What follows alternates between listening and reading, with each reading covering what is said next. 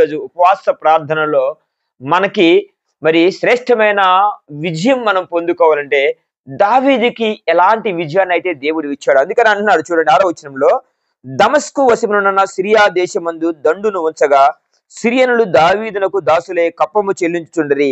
దావీదు ఎక్కడికి పోయినను యెహోవా అతనిని కాపాడుచుండెను. దావీదు ఎక్కడికి వెళ్ళినా దేవుడు అతనిని కాపాడుచుండెను. నీ ఉపవాస ప్రార్థనలో దేవునితో ఎంత సమీపముగా గడుపుతావో, దేవుని దృష్టికి ఎంత యథార్థముగా నీవు నడుచుకుంటావో, దేవునితోటి నువ్వెంతగా సమయాన్ని గడుపుతావో మరి అంతగా దేవుడు నువ్వు ఎక్కడికి వెళ్ళినా దావీదుకు తోడై ఉండి జయమును చేకూర్చిన దేవుడు మరి నీ విషయంలో కూడా నీకు తోడై ఉంటాడని.